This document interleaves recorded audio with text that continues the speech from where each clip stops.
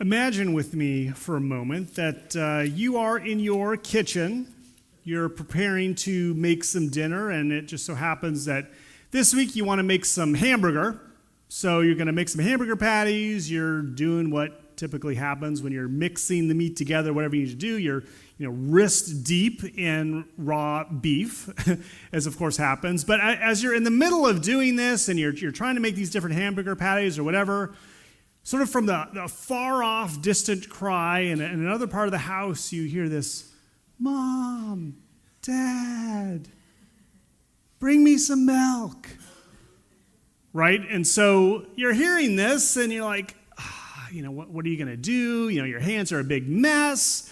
You know that if you're going to get the milk, you're going to have to wash your hands off. It's going to be an effort to clean up, get the milk, go to the other side of the house, give them the cup of milk, whatever it is that they need.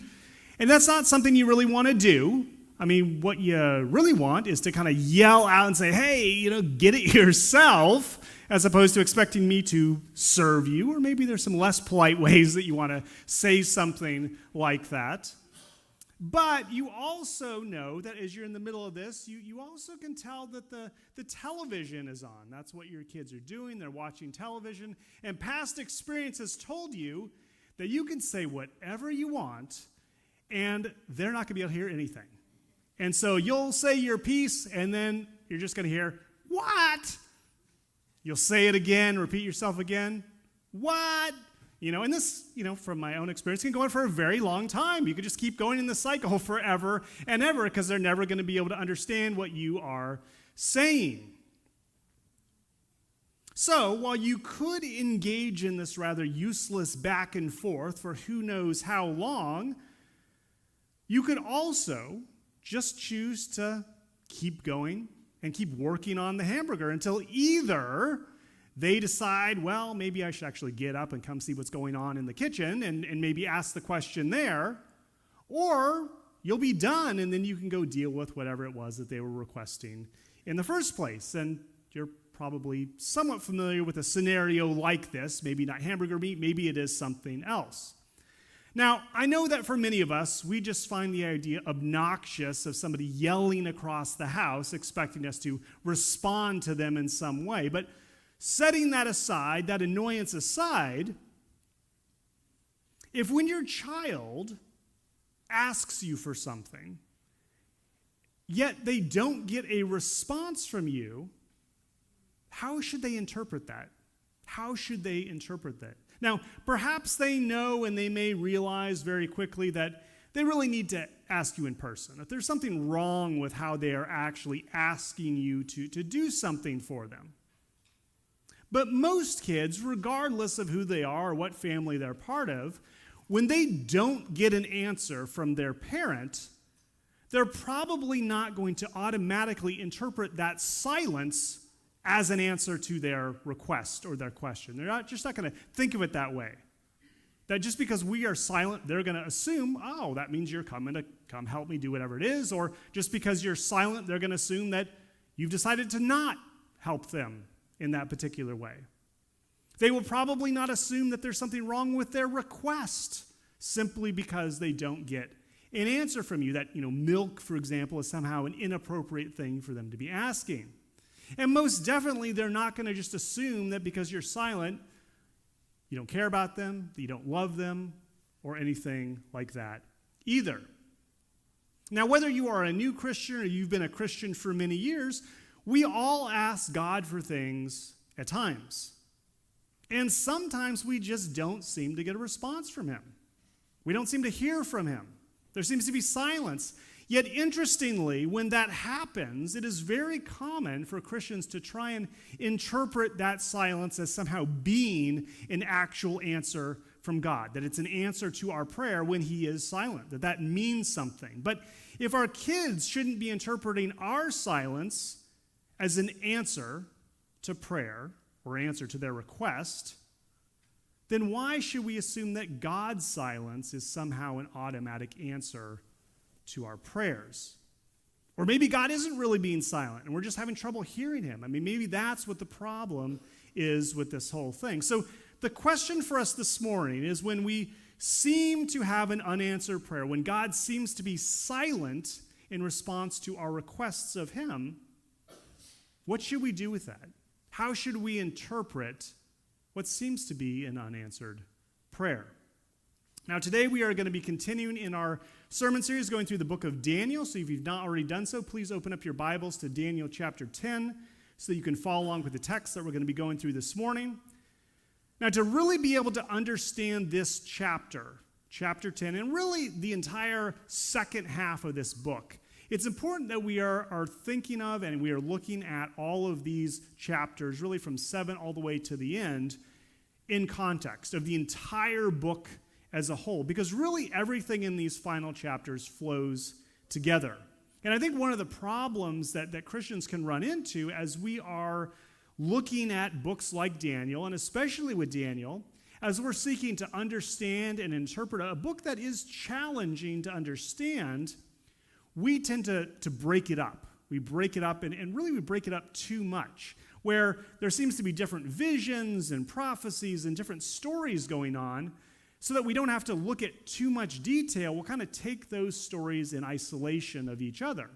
And while that may be easier for us, it also can and often does lead to misunderstanding or misinterpretation of what is actually going on, what God is trying to bring across to us. Last week, we looked at Daniel chapter 9, which was a very difficult vision to understand. If you were here last week or if you were part of the discipleship groups, you recognize just how challenging it is to understand, especially the end of chapter 9. There's lots of disagreement amongst Christians about really what chapter 9 is all about, that vision, what is it all about. And it's reasonable to expect that Daniel probably found it challenging as well to understand properly when he received that vision. But it's also important that we remember that this vision that Daniel got at the end of chapter 9 was really not that great of news for Daniel. It really wasn't that great of news. And the last few verses in chapter 9 were not particularly happy verses at the end of that vision.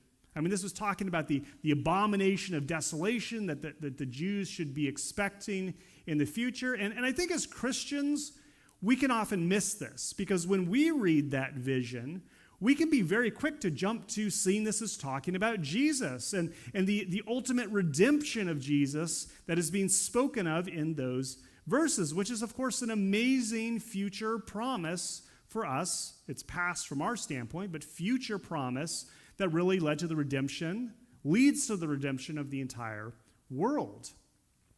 But to Daniel, from his perspective, at his point in history, this would be like telling someone that your great-great-great-great-great-grandchildren are going to see this really amazing, awesome thing, but you and your children, your lives are going to be horrible, basically. So, I mean, that's great that my great-great-great-great-great-grandchildren or whatever are going to have this awesome thing happen, but I mean, it can obviously produce a lot of anxiety and frustration and worry and confusion, hearing that we and our loved ones that we know are going to have to go through a very difficult time, that's still what we are looking at in front of us. So this vision from chapter 9, right before we're getting into chapter 10 here, was confusing to Daniel, most likely, but it was also a real downer. And this is actually the general pattern of the visions that we read about throughout the book of Daniel as a whole. Just look at chapter 7 in verse 28. We read this. It says, "Here's the end of the matter." And this is right at the end of the vision in chapter 7. It says, "As for me, Daniel, my thoughts greatly alarmed me, and my color changed. But I kept the matter in my heart." And then at the end of the vision in chapter 8, it says in verse 27, "And I, Daniel, was overcome and lay sick for some days. Then I rose and went about the king's business, but I was appalled by the vision and did not understand it." So Daniel continued to not like the types of things that he saw. And he didn't really understand some of the things that he saw in these visions. Well, if these were your visions and these were your emotional reactions to the visions that you saw, how would you likely respond to that? There's a good chance that you would probably seek after God. You'd probably try and seek some understanding for these visions, maybe for God to explain some things, and through prayer, maybe even seeking to have some sort of protection or mercy, deliverance from God about these things that you're hearing about that are going to take place in the future. That would be a very natural response for any of us if we saw some of these visions that Daniel saw. And I think this understanding best explains Daniel's behavior and his response and reaction as we get into chapter 10. Because in verse 2, if you look at verse 2, it says, "In those days I, Daniel, was mourning for 3 weeks." And verse 12, just a little bit later on, says, "Then he said to me, 'Fear not, Daniel, for from the first day that you set your heart to understand and humbled yourself before God, your words have been heard, and I have come because of your words.'" So Daniel, we understand here at the beginning of chapter 10, was in mourning about something. He was mourning about something. He was seeking to understand something. That's why he was in prayer. And verse 1 of chapter 10 says, through this last vision that Daniel's about to receive, he did successfully understand. So understanding was achieved. Now, in full disclosure, from my own standpoint, every commentary I have read, every study Bible that I have looked at, they all say that the reason that Daniel was in mourning at this particular point in time, why he was in prayer, why he was so distressed, was because of all the trouble that the Jews who had just recently returned to Jerusalem, they'd just finally been sent back, but they were facing all sorts of trials, all sorts of trouble. All of these commentaries say that the reason Daniel was in mourning and fasting for understanding was because of what was going on with the Jews at that particular point in history, right at that time. And while I'm sure that it is true that seeing his fellow Jews facing all of these things that would have been troubling to hear about, hearing about all their trials, I personally think that what makes most sense contextually, in light of everything that Scripture is saying here in Daniel, is for us to recognize that Daniel was more likely mourning and fasting for those 3 weeks because of how disturbing and how confusing his past visions actually were. That's why he was mourning. That's why he was fasting. And further evidence to actually support this position is that if you go ahead, and we're going to look at this in future weeks at chapters 11 and 12, those two chapters are basically a more detailed, much more detailed of the vision that Daniel received in chapter 8, which, by the way, was the vision that Daniel specifically said he didn't understand. Okay, so they are explaining, in many ways, that vision in chapter 8. Chapters 11 and 12 have nothing to do, they speak in no way to the present troubles that Daniel was looking at in Jerusalem. So if Daniel's focus in his prayer had been mourning and praying for understanding for the present circumstances in Jerusalem, then the angel's response was profoundly unhelpful, because the angel had nothing to say about anything that was going on in Jerusalem at that time. But if Daniel's prayer was really about gaining understanding, and it was mourning and confusion about his past visions, especially that in chapter 8, well, then his prayers for understanding of those visions was very clearly answered in chapters 11 and 12. So in that sense, really everything fits together very nicely and contextually. Now, chapter 10 that we're going to be looking at today is not about that vision. It's all kind of the prelude to this final vision that Daniel is going to receive, and we're going to get into that vision next time. But this chapter, as we've already heard, is this interaction between Daniel and this angel right after this time of prayer and fasting. And starting in verse 5, we get a description of this angel. Now, it's important to note that this isn't just a dream, something that was just happening in Daniel's head. In verse 7, it specifically says, "And I, Daniel, alone saw the vision. For the men who were with me did not see the vision, but a great trembling fell upon them, and they fled to hide themselves." So the other men didn't see what Daniel saw, but clearly they were reacting to what Daniel saw in some way.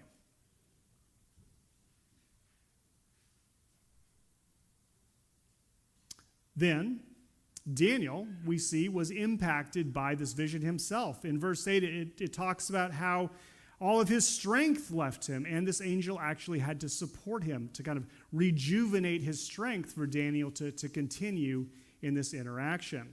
Now, there's some debate about who this angel is. Some people think, well, maybe this is a God appearing, or maybe this is Jesus appearing in some way. But because of how the angel talks, as we kind of proceed down the passage, how the angel shares that he needed help from Michael, we can, I think, reasonably interpret, and I think most people see it this way, that this was just sort of your typical angel. It wasn't God, it wasn't Jesus, it was a typical angel that God had sent. And then this angel spoke to Daniel in verse 11. And it says, "And he said to me, O Daniel, man greatly loved, understand the words that I speak to you, and stand upright. For now I have been sent to you." And when he had spoken this word to me, I stood trembling. Then he said to me, "Fear not, Daniel, for from the first day that you set your heart to understand and humbled yourself before your God, your words have been heard, and I have come because of your words." So this angel was sent out as soon as Daniel had started praying, this whole 3 weeks prior. But why had it taken 3 weeks? Why did it take 3 weeks for the angel to finally arrive? Well, we learn about that in this next verse. Looking at verse 13, it says, "The prince of the kingdom of Persia withstood me 21 days. But Michael, one of the chief princes, came to help me. For I was left there with the kings of Persia, and came to make you understand what is to happen to your people in the latter days. For the vision is for days yet to come." So again, this angel was there not to provide Daniel with understanding about the current troubles in Jerusalem, but of things that were going to happen to his people in the latter days. But then there's verse 13 here. And I think verse 13 kind of throws us for a loop because it seems a little bit weird and it's sort of confusing. I mean, who's this king of Persia? I mean, what's this talking about? This prince of Persia, and especially a prince who could withstand an angel, right? I mean, who is this?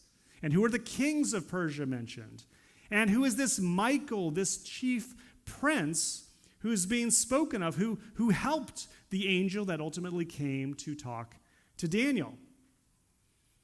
Well, let's start with this last question of who is Michael? Who is Michael being spoken of here? Now, Michael is actually mentioned in other parts of the Bible. He's mentioned in one other part of Daniel outside of chapter 10. In Daniel chapter 12, verse 1, it says, "At that time shall arise Michael, the great prince who has charge of your people."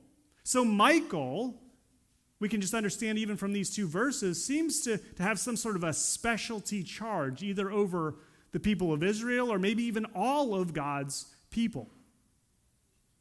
Michael's also mentioned twice in the New Testament. He's mentioned in Jude 1:9 and Revelation 12:7.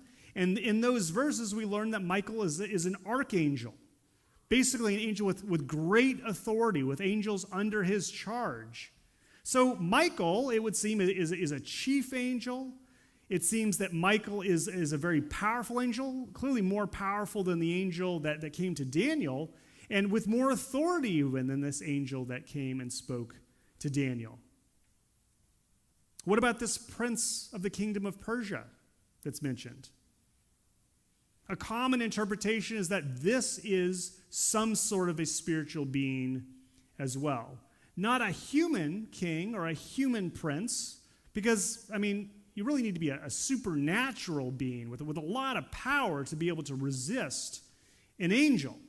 So it seemed that this prince of Persia was some sort of a powerful demon, of some sort, and that's what is being spoken of. Powerful enough to make this angel who was trying to deliver a message to Daniel to actually delay the angel until Michael, this archangel, this even more powerful angel, was able to come in and help. We read a little bit more about this in verse 20. Then he said, "Do you know why I have come to you? But now I will return to fight against the prince of Persia. And when I go out, behold, the prince of Greece will come. But I will tell you what is inscribed in the book of truth. There is none who contends by my side except these except Michael, your prince. And as for me, in the first year of Darius the Mede, I stood up to confirm and strengthen him." So this angel, when he's going to leave Daniel, he's going to return and fight against this prince of Persia again, this demon again. Obviously, the demon wasn't defeated in the first place because he's going back to fight him. Then this prince of Greece, who it would seem is another demon and in some way associated with Greece, he's going to come along. And then again, we read about this archangel Michael, who is sent to assist the angel that is speaking with Daniel. And then finally, in verse 1 of chapter 11, we learn that this same angel has been strengthening Darius the Mede, who was the king who was ruling over Persia at the time. Now, because of passages like this one, and there's not a lot of passages like this, but because of passages like this one, some believe that both God and Satan have angels, that basically they have sort of commissioned and told that their responsibility is over either directing God's will or Satan's will over particular nations, earthly nations. So perhaps this particular messenger angel from Daniel was God's, team lead, if you will, combating Satan's team lead when it comes to trying to provide direction, spiritual direction, and ultimately earthly direction for the kingdom of Persia. So that is a reasonable explanation. There's many who would interpret it that way. But we need to be careful. We need to be careful how far we take this line of reasoning. Because there are not very many verses that talk about this kind of stuff.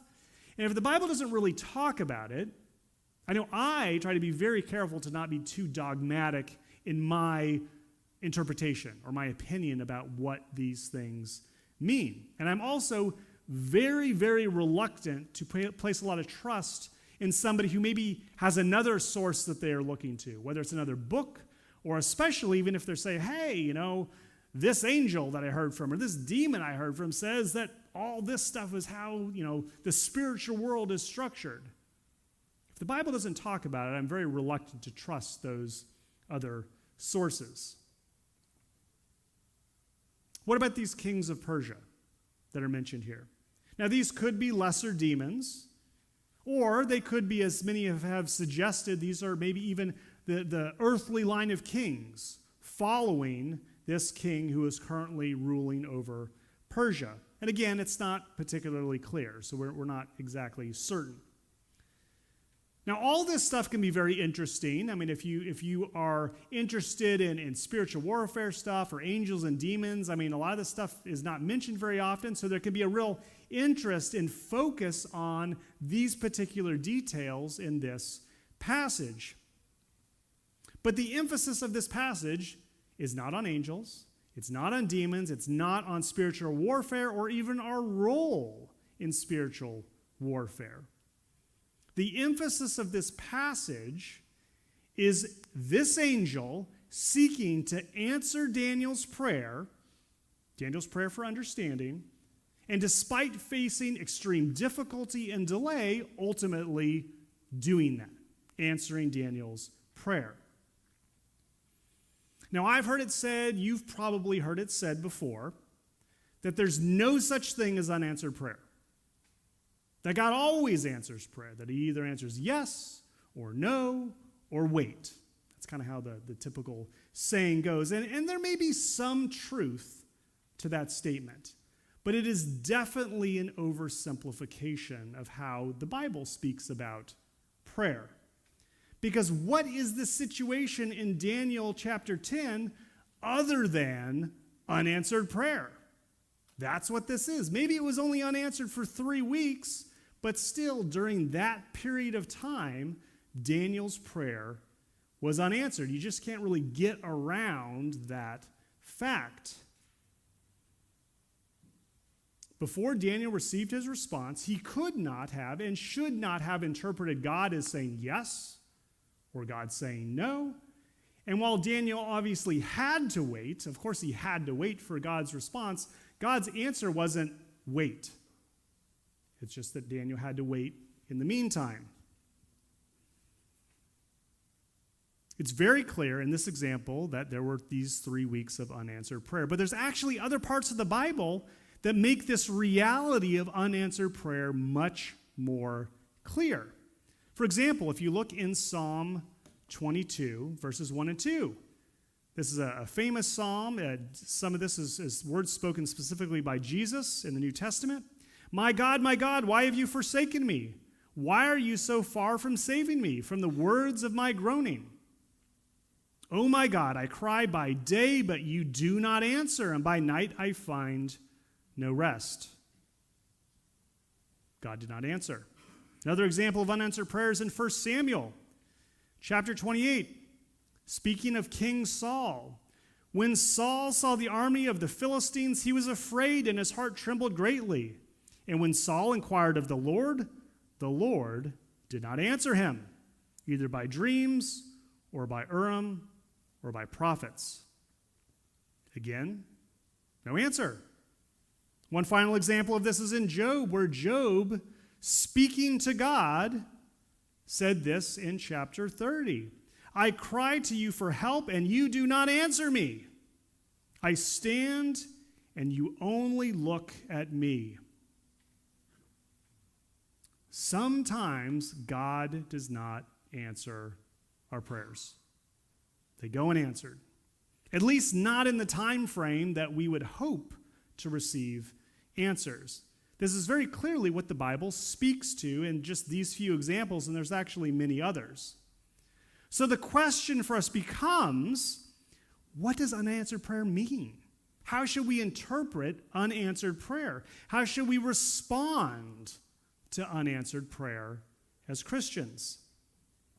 Well, to answer this question, we need to gain a broader understanding of specifically why God may not answer a prayer. In the example that I just gave from Job that we looked at, we know from the story of Job that Job was a righteous man. He was a righteous man before God. He hadn't done anything wrong, but God allowed Job's faith to be tested. And he let it be tested by letting all sorts of bad things happen to him. And while Job was undergoing those tests of faith, God didn't respond to him at all for that whole period of time. There's kind of a similar sort of situation in the New Testament. In Matthew 15, we read this. And Jesus went away from there and withdrew to the district of Tyre and Sidon. And behold, a Canaanite woman from that region came out and was crying, "Have mercy on me, O Lord, Son of David. My daughter is severely oppressed by a demon." But he did not answer her a word.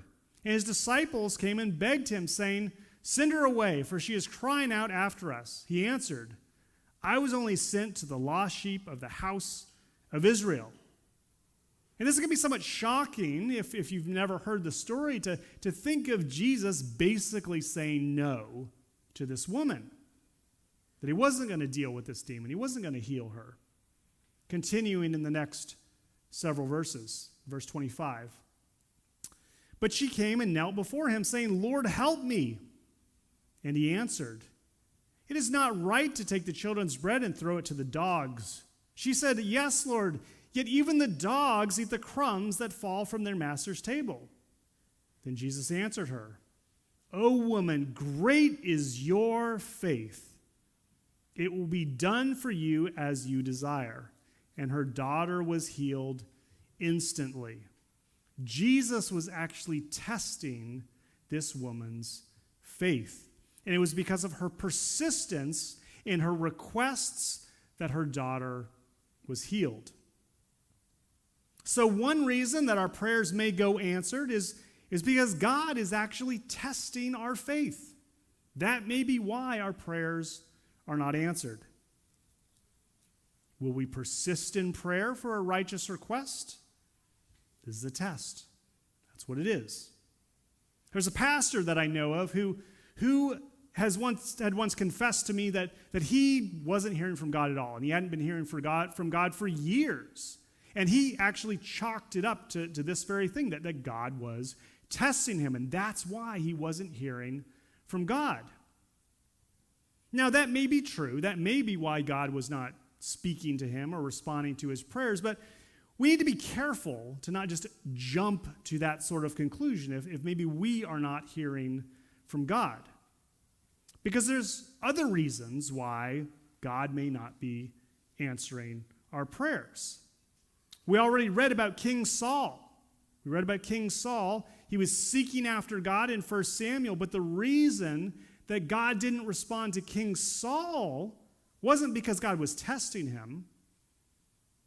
God didn't respond to Saul because of Saul's disobedience to God. In Micah 3:4, we read this. Then they will cry to the Lord, but he will not answer them. He will hide his face from them at that time because they have made their deeds evil. So while prayers may go unanswered because God is testing our faith, that may be true. Another reason may be our own sin. That may be why God is not answering our prayers. But there's another reason that God may not be answering prayer. In James chapter 1, we read this. If any of you lacks wisdom, let him ask God, who gives generously to all without reproach, and it will be given him. But let him ask in faith, with no doubting. For the one who doubts is like a wave of the sea that is driven and tossed by the wind. For that person must not suppose that he will receive anything from the Lord. He is a double-minded man, unstable in all his ways. So what James was actually encouraging in this chapter is to pray to God for wisdom. We need wisdom, pray to God for wisdom. But if in that prayer for wisdom we're double-minded, basically meaning that we're not actually committed to follow the wisdom should God give it, well, then God's probably not going to answer in the first place. I mean, think about it this way. I mean, if you've ever been angry with someone, you've been angry with them and upset, so maybe you've prayed to God for resolution to the conflict that you're having with them. Maybe for a heart change or something like that. So you're in prayer, and what becomes clear to you in prayer is that it isn't actually them that were the problem, it was you that were the problem, right? And so now you're stuck with an issue because it's like, well, you could just not say anything, hold on to your pride and kind of leave things as they are and not go talk to them. Or you can humble yourself, admit you were wrong, and confess that you were really the one that was having the problem in the relationship. But if at the outset we are never even willing to consider ever admitting that we were wrong, if that's sort of our attitude going into it, we don't like the person, we don't like them so much, we are never going to admit any weakness, any failing, any wrongdoing at all, well, then we can probably expect that when we seek wisdom from God in the future about such things, he's probably not going to provide it because we aren't going to actually follow the wisdom anyway. We're not interested in his wisdom. If we're going to be bold enough to pray to God for wisdom, we need to have already committed to following it, regardless of whether or not we like what he says, regardless of whether or not we want to do it or agree with it or anything. God's wisdom is not one of several experts to be considered, and then we just kind of go with the one we like. I mean, it's God's wisdom. We need to follow God's wisdom when he gives it to us. So God may not answer prayer because he's testing our faith, because of sin, because we are double-minded. But there's one more reason that I at least want to look at this morning. And there may be a few other ones. But the other one that I want to look at this morning was the reason that was provided to Daniel in our chapter today. Daniel had to wait to get his answer to prayer. And the reason for those 3 weeks of unanswered prayer was because there was a spiritual battle going on that he knew nothing about. Spiritual battle. Which is kind of like the example that I provided in the beginning, where you might be in the kitchen with your child's on the other side of the house. You're busy, you're engaged in spiritual warfare with hamburger meat. They don't know what's going on. They won't get an answer because they can't really hear with the television, and they don't know that you can't disengage with what you're doing. We, like Daniel, may be oblivious to what's going on in the spiritual realm.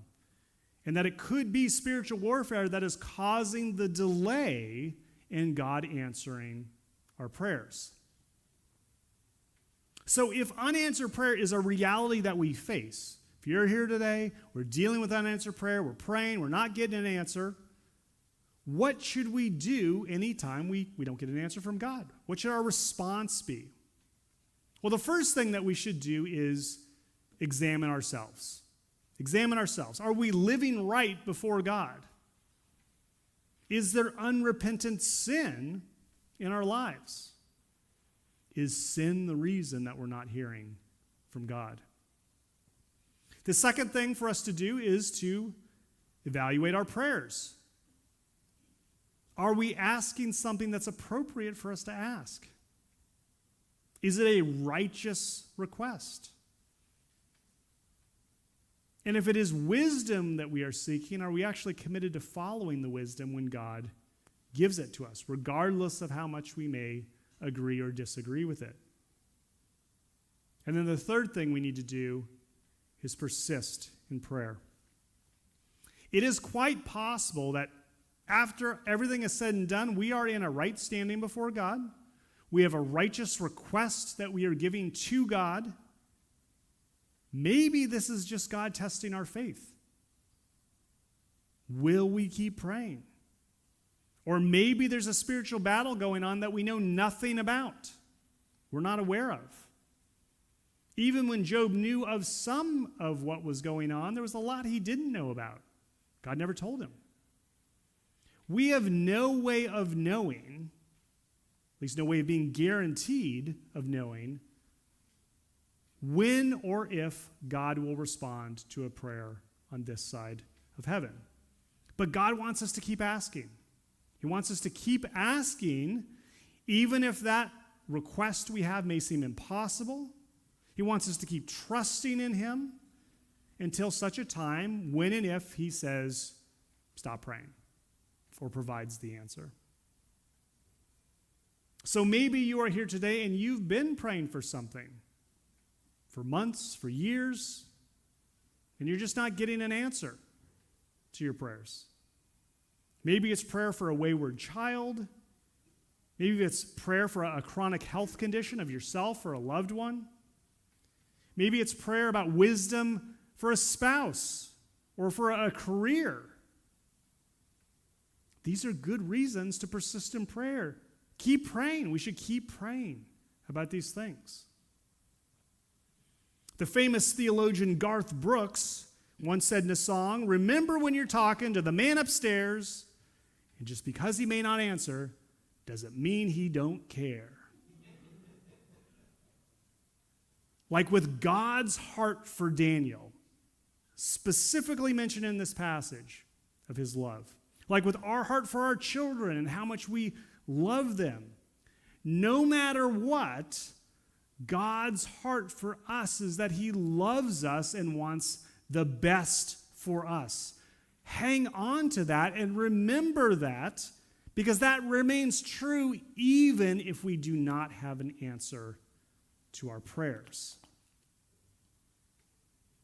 So if this morning you are struggling with unanswered prayer, after service, I want to encourage you to take advantage of the other Christians that are here this morning. Maybe it's somebody who's sitting next to you. Maybe it's somebody else you know in the congregation. Maybe it'll be one of the leaders who will be up front at the end. But take this opportunity to pull other Christians in, to join you in prayer, to persist even when prayer remains unanswered. Let's pray.